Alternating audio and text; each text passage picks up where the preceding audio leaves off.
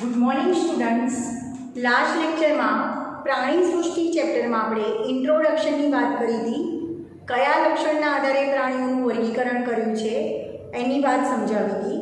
અને પરિવહન તંત્રના બે પ્રકાર, જેમ કે બંધ રુધિરાભિસરણ તંત્ર, બંધ પ્રકારનું પરિવહન તંત્ર, ખુલ્લા પ્રકારનું પરિવહન તંત્ર, પાચન માર્ગના બે પ્રકાર, અપૂર્ણ પાચન માર્ગ અને સંપૂર્ણ પાચન માર્ગ, અને સ્તરીય આયોજન સમજાવ્યું, જેમ કે કોષ સ્તરીય આયોજન, પેશી સ્તરીય આયોજન, અંગતંત્ર અંગ સ્તરીય આયોજન અને અંગતંત્ર સ્તરીય આયોજન.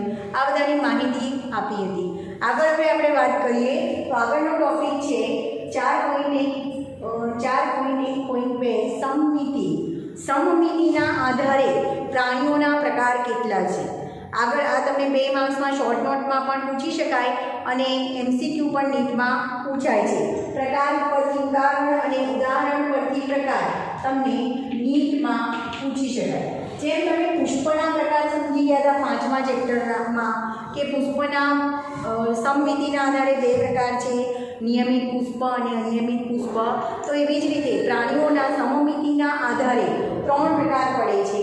આ ક્વેશ્ચન 2 માર્ક્સમાં શોર્ટ નોટમાં પણ પૂછી શકાય અને આમાંથી નીટમાં MCQ પણ પૂછી શકાય. તો પ્રાણીઓના સમમિતિના આધારે 3 પ્રકાર પડે છે. પહેલો પ્રકાર છે એને અસમમિતીય પ્રાણીઓ કહેવાય. તો અસમમિતીય પ્રાણી એટલે શું? તો અસમમિતીય પ્રાણી એટલે કે કોઈ પ્રાણીને જો એની મધ્ય અક્ષમાંથી પસાર થતી ધરી વડે ધરીએથી પ્રાણી શરીરને સરખા ભાગમાં વહેંચી ન શકાય, વિભાજિત ન કરી શકાય, તો તેને અસમમિતીય પ્રાણીઓ કહેવાય છે. એટલે કે અસમમિતિ એટલે શું? અસમમિતિ પ્રાણી એટલે શું? તો પ્રાણીને અથવા સજીવ શરીરને એને મધ્ય અક્ષમાંથી પસાર થતી ધરીએ કાપતા જો એના 2 સરખા ભાગ ન થઈ શકે તો એને અસમમિતિ તરીકે ઓળખવામાં આવે છે. ફરીથી યાદ રાખજો, અસમમિતિ એટલે શું? જો પ્રાણી શરીરને મધ્ય અક્ષમાંથી પસાર થતી ધરી પ્રાણી શરીરને 2 સરખા ભાગમાં વિભાજિત ન કરે તો એને અસમમિતિ તરીકે ઓળખવામાં આવે છે. દાખલા તરીકે વાદળી એ સચિત્ર સમુદાયનું પ્રાણી છે અને સચિત્ર સમુદાયના પ્રાણીઓ એ અસમમિતિ ધરાવે છે. એટલે કે આવા પ્રાણીઓને મધ્ય ધરીએ કાપતા એના 2 સરખા ભાગ કરી શકાતા નથી, તો એને અસમમિતિ તરીકે ઓળખવામાં આવે છે. બીજા પ્રકારની વાત કરીએ તો બીજો પ્રકાર છે અરીય સમમિતિ. અરીય સમમિતિ કોને કહેવાય? તો જો પ્રાણી શરીરને મધ્ય અક્ષમાંથી પસાર થતી ધરીએ સજીવને 2 સરખા ભાગમાં વિભાજિત કરી શકાય તો એને અરીય સમમિતિ કહેવાય છે. અને મધ્ય અક્ષમાંથી પસાર થતી ધરીમાંથી તમે કોઈ પણ ત્રિજ્યાવર્તી ભાગે કાપો, આમ કાપો, આમ કાપો, આમ કાપો, આમ કાપો, તો કોઈ પણ ત્રિજ્યામાંથી કાપો તો એના 2 સરખા ભાગ થાય, તો એને અરીય સમમિતિ તરીકે ઓળખવામાં આવે છે. તો વ્યાખ્યા યાદ રાખજો, મધ્ય અક્ષમાંથી પસાર થતી ધરી એ સજીવને 2 સરખા ભાગમાં વિભાજિત કરે તો એને અરીય સમમિતિ કહેવાય છે. એમાં તમે આમ કાપો, કોઈ પણ ત્રિજ્યામાંથી કાપો, જે નિયમિત પુષ્પની વ્યાખ્યા કરી હતી કે પુષ્પને એની લંબ અક્ષે મધ્યમાંથી ગમે તે તલે કાપવાથી, આમ કાપો, આમ કાપો, આમ કાપો, કોઈ પણ તલે કાપવાથી એના 2 સરખા ભાગ થાય તો એને નિયમિત પુષ્પ કહેવાય. તો એ જ રીતે પ્રાણીઓમાં અરીય સમમિતિ એટલે શું? તો અરીય સમમિતિ એટલે કે મધ્ય અક્ષમાંથી પસાર થતી ધરી સજીવને કોઈ પણ ત્રિજ્યાએ કાપો તમે તો એને સજીવને 2 સરખા ભાગમાં વિભાજિત કરે તો એને અરીય સમમિતિ તરીકે ઓળખવામાં આવે છે. દાખલા તરીકે કોષ્ટાંત્રી સમુદાયના પ્રાણીઓમાં અરીય સમમિતિ જોવા મળે છે. કંકતધરા પ્રાણીઓમાં અસમમિતિ જોવા મળે છે, અરીય સમમિતિ જોવા મળે છે. અને શુદ્ધત્વચી સમુદાયના પ્રાણીઓમાં પણ અરીય સમમિતિ જોવા મળે છે. બરાબર. હવે આગળ આપણે વાત કરીએ તો ત્રીજો પ્રકાર છે દ્વિપાર્શ્વ સમમિતિ. દ્વિપાર્શ્વ સમમિતિ એટલે શું? તો પ્રાણી શરીરને મધ્ય અક્ષ પર કોઈ એક જ ધરીએથી એના 2 સરખા ભાગ થાય. બરાબર. આમ કાપો તો જ એના 2 સરખા ભાગ થાય અથવા આમ કાપો તો જ એના 2 સરખા ભાગ થાય. તો પ્રાણી શરીરને કોઈ મધ્યમાંથી કોઈ એક જ જ ધરીએથી કાપતા એના બે સરખા ભાગ થાય તો એને દ્વિપાર્શ્વ સમમિતિ તરીકે ઓળખવામાં આવે છે। દાખલા તરીકે નુપુરક સમુદાયના પ્રાણીઓ અને સંધિપાત સમુદાયના પ્રાણીઓમાં દ્વિપાર્શ્વ સમમિતિ જોવા મળે છે। ફરીથી યાદ રાખજો, પ્રકાર ઉપરથી ઉદાહરણ અને ઉદાહરણ પરથી પ્રકાર નીચમાં પૂછી શકાય કે અસમમિતિ કયા પ્રાણીમાં જોવા મળે છે અથવા સચિત્ર સમુદાયના પ્રાણીઓમાં કયા પ્રકારની સમમિતિ જોવા મળે છે। આ રીતના બંને પ્રકારના ક્વેશ્ચન તમને નીટમાં પૂછી શકાય। તો સમમિતિના આધારે પ્રાણીઓના 3 પ્રકાર પડે છે: અસમમિતિ, અરીય સમમિતિ અને દ્વિપાર્શ્વ સમમિતિ। અસમમિતિ એટલે શું? તો કોઈ પ્રાણી શરીરને એને મધ્ય અક્ષમાંથી પસાર થતી ધરીમાંથી જો કાપવામાં આવે તો એના બે સરખા ભાગ ન થાય તો એને અસમમિતીય તરીકે ઓળખવામાં આવે છે। દાખલા તરીકે વાદળી અને સચિત્ર સમુદાયના જે પ્રાણીઓ છે એમાં અસમમિતિ જોવા મળે છે। ત્યાર પછી બીજો પ્રકાર છે અરીય સમમિતિ। અરીય સમમિતિ એટલે કે જો પ્રાણી શરીરને એની મધ્ય અક્ષમાંથી ગમે તે ધરીએ અથવા ગમે તે ત્રિજ્યાએ આમ કાપો, આમ કાપો, આમ કાપો, મધ્ય અક્ષમાંથી ગમે તે ધરીએ અથવા ગમે તે ત્રિજ્યાએ કાપવાથી જો એના બે સરખા ભાગ થાય તો એને અરીય સમમિતિ તરીકે ઓળખવામાં આવે છે। દાખલા તરીકે કોષ્ટાંતરી સમુદાય, કંકતધરા અને શૂળત્વચી સમુદાયના પ્રાણીઓમાં અરીય સમમિતિ જોવા મળે છે। ત્યાર પછી ત્રીજો પ્રકાર છે દ્વિપાર્શ્વ સમમિતિ। દ્વિપાર્શ્વ સમમિતિ કોને કહેવાય?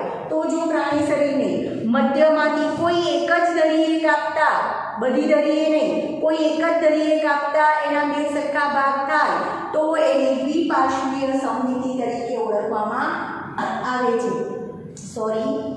પ્રાણી શરીરને મધ્ય અક્ષમાંથી કોઈ એક જ ધરીએ કાપતા એના જો બે સરખા ભાગ થાય તો એને દ્વિપાર્શ્વીય સમમિતિ કહેવાય છે। દાખલા તરીકે નુપુરક સમુદાય અને સંધિપાત સમુદાયના પ્રાણીઓમાં દ્વિપાર્શ્વીય સમમિતિ જોવા મળે છે। તો યાદ રાખજો, સમમિતિના આધારે પ્રાણીઓના પ્રકાર અને પ્રાણીઓના ઉદાહરણ યાદ રાખજો, બંને રીતે તમને ક્વેશ્ચન પૂછી શકાય। આગળ આપણે પ્રાણીઓના પ્રકારો સમજ્યા, જેમાં પ્રાણીઓના સમમિતિના આધારે 3 પ્રકાર પાડવામાં આવ્યા છે એની વાત કરી। સમમિતિના આધારે પ્રાણીઓના 3 પ્રકારો આપણે સમજ્યા: અસમમિતિ, દ્વિપાર્શ્વીય સમમિતિ અને અરીય સમમિતિની આપણે વાત કરી। હવે આગળ આપણે વાત કરીએ કે પ્રાણીઓ એના ગર્ભ સ્તરની હાજરીના આધારે એને 2 પ્રકારમાં ડિવાઈડ કરેલા છે: દ્વિગર્ભસ્તરી પ્રાણી અને ત્રિગર્ભસ્તરી પ્રાણી। હવે આ દ્વિગર્ભસ્તરી પ્રાણી અને ત્રિગર્ભસ્તરી પ્રાણી એટલે શું? તો માનવમાં જ્યારે ફલનની લિંગી પ્રજનનની ક્રિયા થાય છે, એટલે કે શુક્રકોષ અને અંડકોષનું ફલન થાય છે અને જે ફલિતાંડ નામની રચના બને છે એ ફલિતાંડમાંથી પહેલાં ગર્ભસ્તરોનું નિર્માણ થાય છે। આ માનવની વાત કરી છે, દરેક સજીવની વાત છે કે ફલિતાંડમાંથી ગર્ભસ્તરોની રચના થાય છે અને એ ગર્ભસ્તરોમાંથી બધા અંગો બને છે। તો આ ગર્ભસ્તરો કેટલા કોષોનું બનેલું છે અથવા કેટલા કોષોથી ગર્ભસ્તરો બનેલા છે એના આધારે પ્રાણીઓના પ્રકાર પડે છે। તો પ્રાણીઓના 2 પ્રકાર પડે છે: દ્વિગર્ભસ્તરી પ્રાણી અને ત્રિગર્ભસ્તરી પ્રાણી। સરળ વ્યાખ્યા આપવી હોય તો આવી રીતે આપી શકાય: જે પ્રાણીઓમાં કોષોના 2 ગર્ભસ્તર આવેલા હોય તો એને દ્વિગર્ભસ્તરી પ્રાણી કહેવાય છે અને દ્વિગર્ભસ્તરમાંથી સજીવના એટલે કે પ્રાણીના બધા અંગો અથવા જુદા અંગોનું નિર્માણ થાય છે। અને જે પ્રાણીઓમાં કોષોના 3 ગર્ભસ્તરો આવેલા હોય તો એને ત્રિગર્ભસ્તરી પ્રાણી કહેવાય છે અને ત્રિગર્ભસ્તર એટલે કે 3 ગર્ભસ્તરમાંથી જુદા અંગોનું નિર્માણ થાય છે। તો પ્રાણીઓને ગર્ભસ્તરના આધારે 2 પ્રકારમાં ડિવાઈડ કરેલા છે: દ્વિગર્ભસ્તરી પ્રાણી અને ત્રિગર્ભસ્તરી પ્રાણી। હવે દ્વિગર્ભસ્તરી પ્રાણી કોને કહેવાય? તો જે પ્રાણીઓમાં કોષોના 2 સ્તરો આવેલા હોય તો એને દ્વિગર્ભસ્તરી પ્રાણીઓ કહેવાય છે। ગર્ભ વિકાસ દરમિયાન જે પ્રાણીઓમાં કોષોના 2 સ્તર આવેલા હોય તો એવા પ્રાણીઓને દ્વિગર્ભસ્તરી પ્રાણી કહેવાય છે અને એ દ્વિગર્ભસ્તરમાંથી એ પ્રાણીના જુદા અંગોનું નિર્માણ થાય છે। જેમ કે કોષ્ટાંતરી સમુદાયના પ્રાણી છે એ દ્વિગર્ભસ્તરી પ્રાણી છે। તો એમાં સૌથી બહારનું જે કોષોનું સ્તર છે એને બાહ્ય ગર્ભ સ્તર કહેવાય અને સૌથી અંદરનું જે કોષોનું સ્તર છે એને અંતઃગર્ભ સ્તર તરીકે ઓળખવામાં આવે છે. એમ કોષ્ટાંતરી સમુદાયમાં બે ગર્ભ સ્તરો આવેલા હોય છે. અંદરનું ગર્ભ સ્તર એને અંતઃગર્ભ સ્તર કહેવાય, બહારનું ગર્ભ સ્તર એને બાહ્ય ગર્ભ સ્તર કહેવાય. અહીંયા વચ્ચે મધ્ય ગર્ભ સ્તર આવેલું હોતું નથી, પણ મધ્ય શ્લેષ્મ સ્તર નામનો અવિભેદિત કોષોનો બનેલો સ્તર આવેલો હોય છે. અવિભેદિત સ્તર આવેલું હોય છે જેને મધ્ય શ્લેષ્મ સ્તર કહેવામાં આવે છે. તો દ્વિગર્ભસ્તરી પ્રાણીમાં બે ગર્ભ સ્તર આવેલા હોય છે. સૌથી અંદરનું સ્તર અંતઃગર્ભ સ્તર, સૌથી બહારનું તરફનું બાહ્ય ગર્ભ સ્તર અને અંતઃગર્ભ સ્તર અને બાહ્ય ગર્ભ સ્તરની વચ્ચે મધ્ય શ્લેષ્મ સ્તર નામનો અવિભેદિત સ્તર આવેલો હોય છે. આવા પ્રાણીઓને દ્વિગર્ભસ્તરી પ્રાણી કહેવાય છે. અને આવા અંતઃગર્ભ સ્તર અને બાહ્ય ગર્ભ સ્તરમાંથી દ્વિગર્ભસ્તરી પ્રાણીઓના જુદા જુદા અંગોનું કે અંગતંતુઓનું નિર્માણ થાય છે. અને દ્વિગર્ભસ્તરી પ્રાણીનું એક્ઝામ્પલ તમારે યાદ રાખવાનું છે. કોષ્ટાંતરી છે એ દ્વિગર્ભસ્તરી પ્રાણી સમુદાય છે. હવે આગળ આપણે વાત કરીએ ત્રિગર્ભસ્તરી પ્રાણી. ત્રિગર્ભસ્તરી પ્રાણી કોને કહેવાય? જે સજીવનું નિર્માણ ત્રણ ગર્ભસ્તરમાંથી થયું છે એવા અથવા જે સજીવના ગર્ભ વિકાસ દરમિયાન ત્રણ ગર્ભસ્તરનું નિર્માણ થાય છે એને ત્રિગર્ભસ્તરી કહેવાય. અથવા તો જે સજીવમાં ગર્ભ વિકાસ દરમિયાન કોષોના ત્રણ સ્તર બને છે, ગર્ભ સ્તર બને છે, તેને ત્રિગર્ભસ્તરી સજીવ કહેવાય છે. તો ત્રિગર્ભસ્તરી સજીવોમાં પૃથુકૃમિથી માંડી અને મેરુદંડી સમુદાયના સજીવોનો સમાવેશ થાય છે. આવા ત્રિગર્ભસ્તરી તમને એક્ઝામ્પલ પૂછાય કે નીચેના પ્રાણી સમુદાય પણ નીચેનું પ્રાણી કયું છે, દ્વિગર્ભસ્તરી કે ત્રિગર્ભસ્તરી, અથવા તો પ્રાણીના ઉદાહરણ પરથી પૂછાય કે દાખલા તરીકે હું એમ કહું કે પૃથુકૃમિ, બરાબર, તો પૃથુકૃમિ સમુદાયનું પ્રાણી કેટલા ગર્ભ સ્તર ધરાવે છે એ રીતના પણ પૂછી શકાય. તો અહીંયા ત્રિગર્ભસ્તરની વાત કરીએ તો આ સૌથી બહારની તરફ આવેલું છે એ બાહ્ય ગર્ભ સ્તર કહેવાય, વચ્ચેનું મધ્ય ગર્ભ સ્તર છે અને એની અંદરનું અંતઃગર્ભ સ્તર છે. એ ત્રિગર્ભસ્તરી પ્રાણીમાં શું થાય છે? પહેલા અંતઃગર્ભ સ્તર અને બાહ્ય ગર્ભ સ્તરનું નિર્માણ થાય છે અને ત્યાર પછી વચ્ચે મધ્ય ગર્ભ સ્તરનું નિર્માણ થાય છે. તો આ ત્રણ ગર્ભ સ્તર ધરાવતા હોય એવા પ્રાણીઓને ત્રિગર્ભસ્તરી પ્રાણી કહેવાય છે. અંતઃગર્ભ સ્તર, મધ્ય ગર્ભ સ્તર, બાહ્ય ગર્ભ સ્તર, બરાબર. એમાં આપણે વાત કરીએ તો પહેલા ત્રિગર્ભસ્તરી પ્રાણીમાં અંતઃગર્ભ સ્તર અને બાહ્ય ગર્ભ સ્તર બને છે અને પછી વચ્ચે મધ્ય ગર્ભ સ્તર બને છે. અને આ ત્રણ ગર્ભ સ્તરોમાંથી સજીવના અથવા પ્રાણીના જુદા જુદા અંગો અને તંતુઓની રચના થાય છે. તો ત્રિગર્ભસ્તરી પ્રાણીના ઉદાહરણ તમે યાદ રાખજો. પૃથુકૃમિથી માંડી અને મેરુદંડી સમુદાયના બધા પ્રાણીઓનો સમાવેશ ત્રિગર્ભસ્તરી પ્રાણીઓમાં થાય છે. અને આ જ ગર્ભ સ્તરોમાંથી સજીવના જુદા જુદા અંગોનું નિર્માણ થાય છે. તો દ્વિગર્ભસ્તરી પ્રાણી કોને કહેવાય અને ત્રિગર્ભસ્તરી પ્રાણી કોને કહેવાય અને બંનેના એક્ઝામ્પલ તમે યાદ રાખજો. હવે આગળ તમને એક પોઈન્ટ આપ્યો છે દેહકોષ. દેહકોષના આધારે પણ સજીવના અથવા પ્રાણીઓના પ્રકાર પાડેલા છે. તો પહેલાં તો એ સમજો કે દેહકોષ કોને કહેવાય.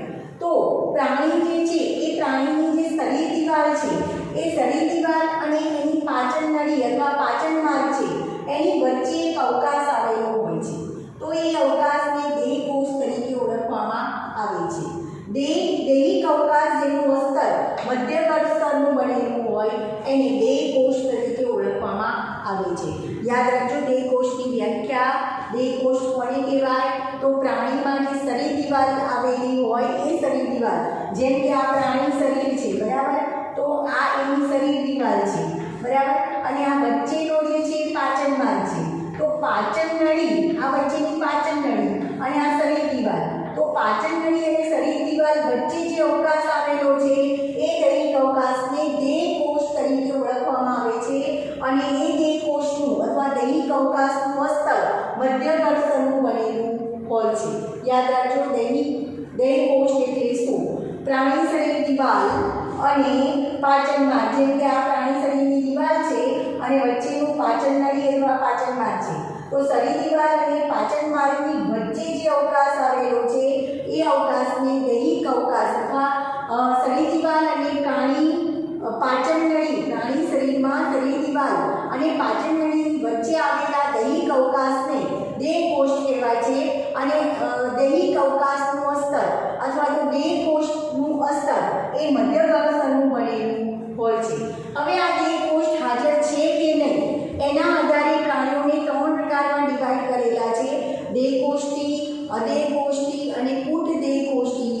પ્રાણીઓ. તો દરેકના પ્રકાર અને એના એક્ઝામ્પલ તમારે યાદ રાખવાના છે.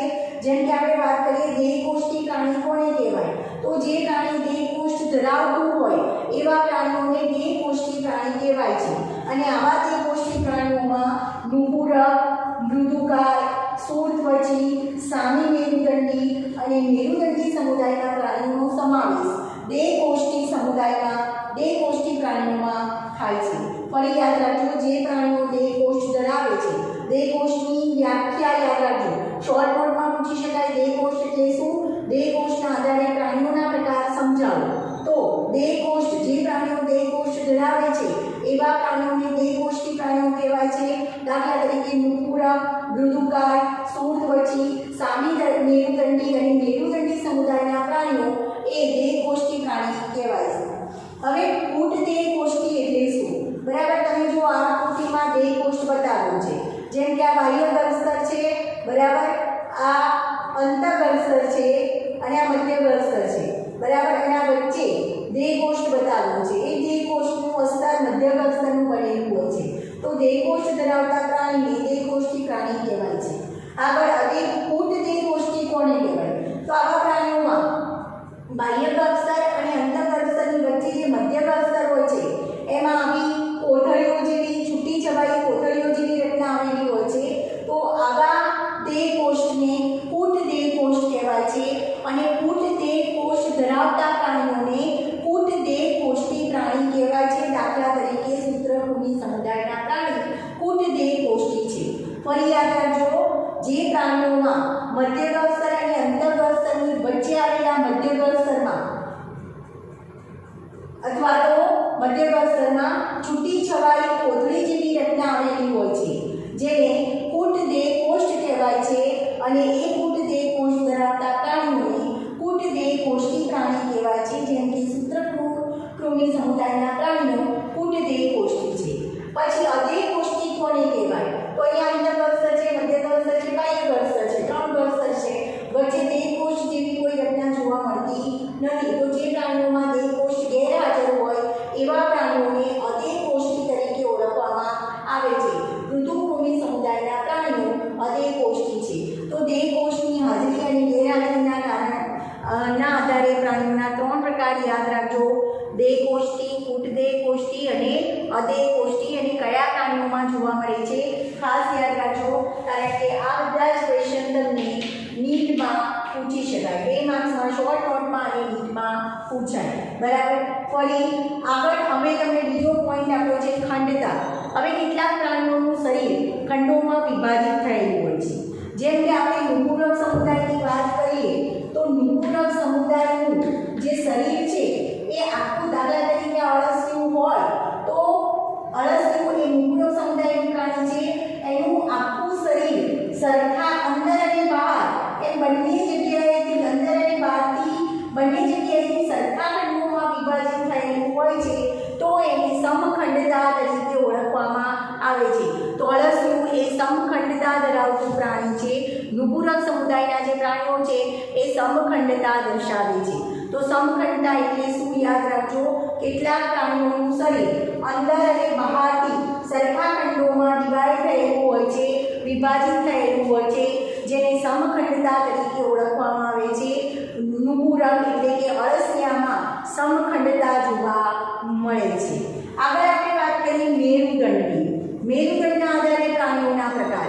તો મેરુદંડ કોને કહેવાય? કેટલાક પ્રાણીઓમાં દંડ જેવી રચના, પૃષ્ઠ બાજુએ દંડ જેવી રચના આવેલી હોય છે, જે મધ્ય ગળસ્તરમાંથી ઉત્પન્ન થયેલી હોય છે. અને એ દંડ જેવી રચનાને મેરુદંડ તરીકે ઓળખવામાં આવે છે.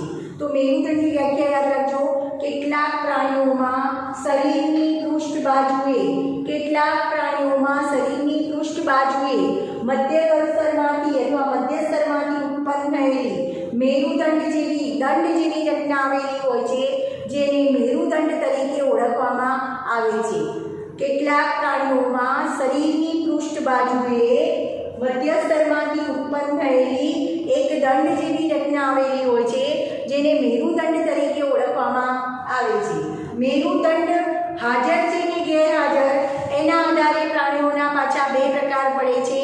જો મેરુદંડ હાજર હોય તો એવા પ્રાણીઓને મેરુદંડી પ્રાણીઓ કહેવાય છે, અથવા મેરુદંડ ધરાવતા પ્રાણીઓને મેરુદંડી પ્રાણી કહેવાય છે.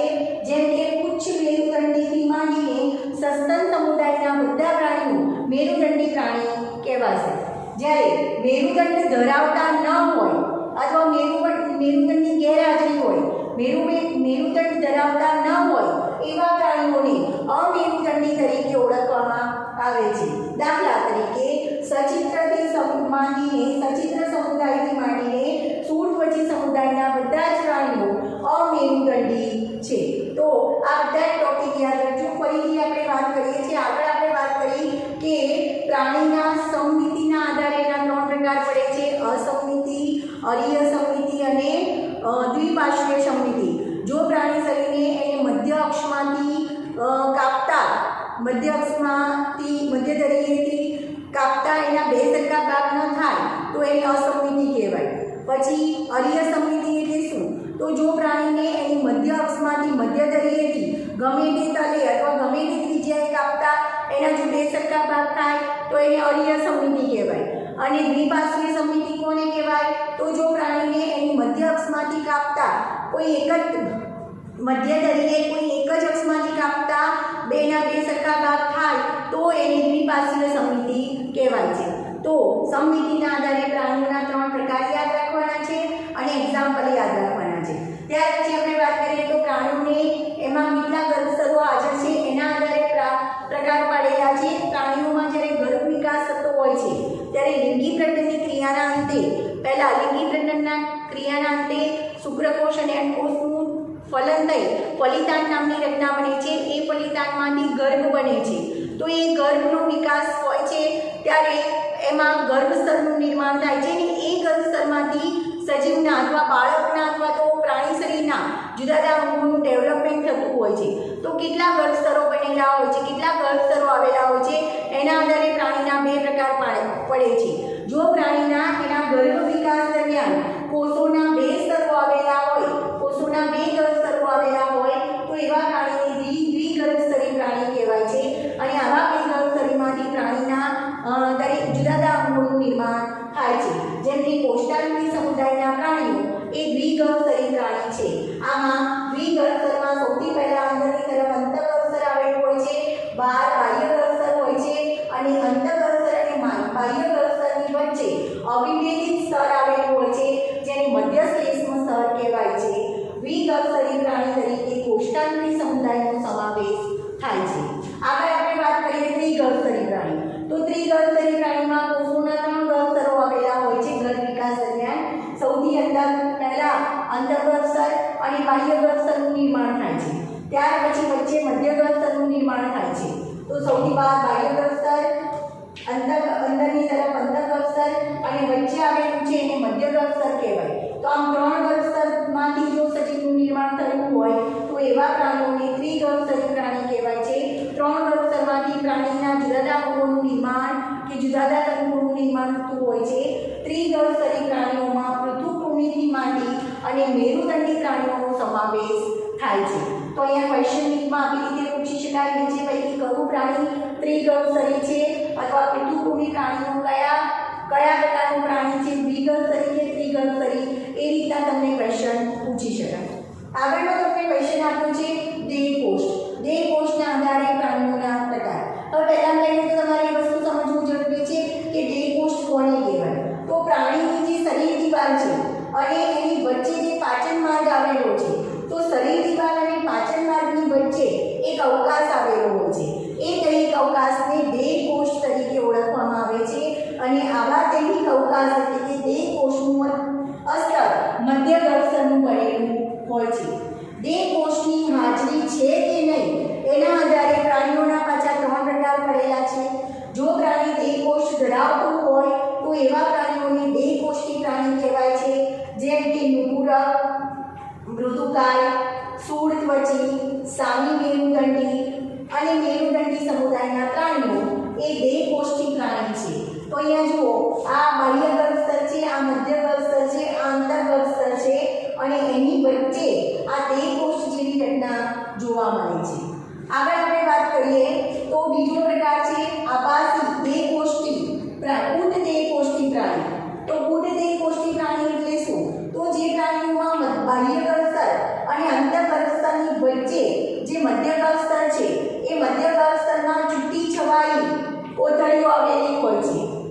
એને એ કોથળીઓ એટલે કે દેહ કોષમાં છૂટી છવાઈ કોથળીઓ જેવી રચના આવેલી હોય છે, મધ્યગર્ભ સ્તરમાં છૂટી છવાઈ કોથળીઓ જેવી રચના આવેલી હોય છે, જેને કૂટ દેહ કોષ કે આભાસી દેહ કોષ તરીકે ઓળખવામાં આવે છે. તો આ વચ્ચેનું જે અવકાશ છે એને આભાસી કે કૂટ દેહ કોષ કહેવાય છે.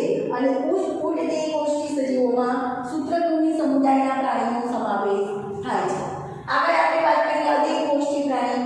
જે પ્રાણીઓમાં દેહ કોષ હાજર હોય જ નહીં, દેહ કોષ આવેલું ન હોય એવા પ્રાણીઓને અદેહ કોષી પ્રાણી કહેવાય છે, જેમ કે પૃથુકૃમિ સમુદાય. અહીંયા અંતઃ મધ્ય અને બાહ્ય અવસર વચ્ચે દેહ કોષની રચના જોવા મળતી નથી. બરાબર. તો દેહ કોષના આધારે પ્રાણીઓના 3 પ્રકાર યાદ રાખવાના છે: દેહ કોષ્ઠી, કૂટદેહ કોષ્ઠી અને અદેહ કોષ્ઠી. દેહ કોષ્ઠીમાં નુપુરક, મૃદુકાય, સ્થૂળત્વચી, સામી મેરુદંડીનો સમાવેશ થાય છે. કૂટદેહ કોષ્ઠીમાં સૂત્રકૃમિનો સમાવેશ થાય છે. અદેહ કોષ્ઠીમાં પૃથુકૃમિ સમુદાયનો સમાવેશ થાય છે. ત્યાર પછીનો આગળનો એક તમને ટોપિક આપ્યો છે ખંડતાના આધારે પ્રાણીઓના પ્રકાર. હવે નુપુરક સમુદાયના જે પ્રાણીઓ છે, જેમ કે અળસિયું તમે બધાએ જોયેલું છે, તો કેટલાક પ્રાણીઓનું શરીર અંદર અને બહારથી સરખા ખંડોમાં ડિવાઈડ થયેલું હોય છે અથવા વિભાજિત થયેલું હોય છે, જેને સમખંડતા તરીકે ઓળખવામાં આવે છે. નુપુરક સમુદાયના અળસિયામાં સમખંડતા જોવા મળે છે. ત્યાર પછી આપણે આગળનો ટોપિક આપ્યો છે મેરુદંડ. મેરુદંડના આધારે પ્રાણીઓના પ્રકાર. હવે પહેલાં તો તમારે વ્યાખ્યા યાદ રાખવી પડશે. મેરુદંડ કોને કહેવાય? મેરુદંડ એટલે કે કેટલાક પ્રાણીઓમાં શરીરની પૃષ્ઠ બાજુએ મધ્યગર્ભ સ્તરમાંથી એક દંડ જેવી રચના ઉત્પન્ન થાય છે. મધ્ય સ્તરમાંથી દંડ જેવી રચના ઉત્પન્ન થાય છે. એ દંડને મેરુદંડ તરીકે ઓળખવામાં આવે છે. તો મેરુદંડની વ્યાખ્યા યાદ રાખજો, એનું સ્થાન યાદ રાખજો. કેટલાક પ્રાણીઓમાં શરીરની પૃષ્ઠ બાજુએ મધ્ય સ્તરમાંથી એક દંડ જેવી રચના ઉત્પન્ન થાય છે, જેને મેરુદંડ તરીકે ઓળખવામાં આવે છે. મેરુદંડની હાજરી કે ગેરહાજરીના આધારે પ્રાણીઓના 2 પ્રકાર પડે છે. જો પ્રાણીઓમાં મેરુદંડ હાજર હોય તો એવા પ્રાણીઓને મેરુદંડી પ્રાણી કહેવાય છે, અથવા જે પ્રાણીઓ મેરુદંડ ધરાવતા હોય એવા પ્રાણીઓને મેરુદંડી પ્રાણી કહેવાય છે. દાખલા તરીકે ઉચ્ચ મેરુદંડીથી માંડી સસ્તન સમુદાયના પ્રાણીઓ મેરુદંડી પ્રાણી કહેવાશે. અને જે પ્રાણીઓમાં મેરુદંડ આવેલો ન હોય એવા પ્રાણીઓને અમેરુદંડી પ્રાણી કહેવાય છે. દાખલા તરીકે સચિત્રથી માંડી અને શૂળત્વચી સમુદાયના પ્રાણીઓ અમેરુદંડી પ્રાણીઓ છે. તો આ બધી જ વ્યાખ્યા અને બધા જ એક્ઝામ્પલ તમારે યાદ રાખવાના છે, જે તમને નીટમાં પૂછી શકાય. અસમિતિ એટલે શું, એના ઉદાહરણ. અરીય સમિતિ એટલે શું, એના ઉદાહરણ. દ્વિપાર્શ્વીય સમિતિ એટલે એના ઉદાહરણ. સંપૂર્ણ પાચન માર્ગ, અપૂર્ણ પાચન માર્ગ એટલે શું, એના ઉદાહરણ. બંધ પ્રકારનું અને ખુલ્લા પ્રકારનું રુધિરાભિસરણ તંત્ર કે પરિવહન તંત્ર એટલે શું, એના ઉદાહરણ. દ્વિગર્ભસ્તરી અને ત્રિગર્ભસ્તરી પ્રાણી. દેહ કોષ્ઠી, અદેહ કોષ્ઠી અને કૂટદેહ કોષ્ઠી પ્રાણી. મેરુદંડી અને અમેરુદંડી પ્રાણી. એ બધાની વ્યાખ્યા અને ઉદાહરણ તમારે યાદ રાખવાના છે, જે તમને નીટમાં MCQમાં પૂછી શકાય.